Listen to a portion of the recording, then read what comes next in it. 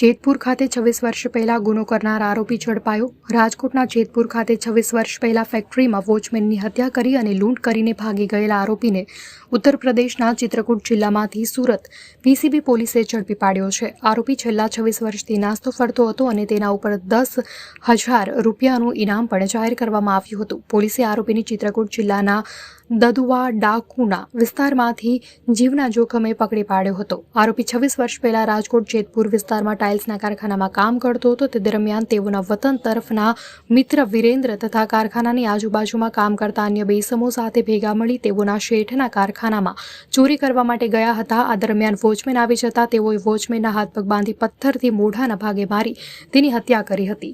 હત્યા બાદ આરોપીએ પોલીસની બીકે તેના વતન નાસી ગયો હતો, પરંતુ પોલીસ પણ તેને શોધવા તેના વતન આવશે તે પહેલા તે વતનથી પણ નાસી જઈ દિલ્હી ખાતે મજૂરી કરવા લાગ્યો હતો અને ત્યારબાદ અલગ અલગ રાજ્યોમાં મજૂરી કામ કરતો હતો।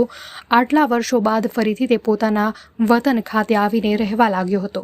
આ દરમિયાન સુરત પીસીબી પોલીસે તેને ઝડપી પાડ્યો હતો। વધુમાં રાજકોટ ગ્રામ્ય પોલીસે આરોપીને પકડવા ₹10,000નું ઇનામ પણ જાહેર કરવામાં આવ્યું હતું। સુરત પીસીબી પોલીસે આરોપીનો કબજો મેળવી જેતપુર પોલીસે તપાસ હાથ ધરી છે। અહેવાલ વિમલ સોંદરવા, લોકાર્પણ।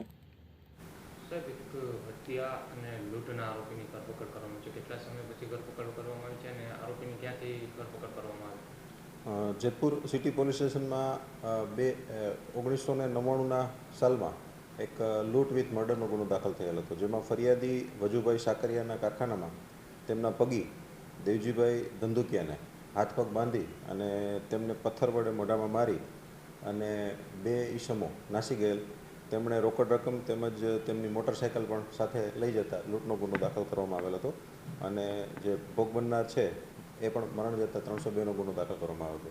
લાંબા સમયથી ગુનો પેન્ડિંગ હોય આરોપીનું 70 મુજબનું વોરંટ કાઢવામાં આવેલું હતું અને આરોપીને નાસ્તો ફરતો જાહેર કરતા આરોપી મૂળ ઉત્તર પ્રદેશના દાઉકા ડેરા ગામનો છે। તેમને ત્યાંથી ઉત્તર પ્રદેશથી પકડી અને અત્રે લાવેલ છે અને એમના વિરુદ્ધ ધોરણસર અટક કરી અને તેમની રિમાન્ડની માંગણી કરતા તેમને 4 દિવસના રિમાન્ડ મંજૂર કરવામાં આવે છે। જે આરોપી છે તે 26 વર્ષ બાદ પકડાય છે, એમના ઉપર ઇનામ પણ પોલીસે જાહેર કર્યું હતું। હા, જે આરોપી છે એ લાંબા સમયથી નાસ્તો ફરતો હતો એટલે એમના ઉપર 10,000 રૂપિયાનું ઇનામ પણ હતું અને તેમનો જે પકડવા જવાનો જે વિસ્તાર હતો એ પણ ખૂબ માથાભારે વિસ્તાર હતો। ત્યાંથી પણ પોલીસ જે ત્યાં જઈ અને તેમને ઉપાડી લાવી છે અને તેમની ધોરણસર ધરપકડ કરી અને એમની રિમાન્ડ લેવામાં આવેલ છે।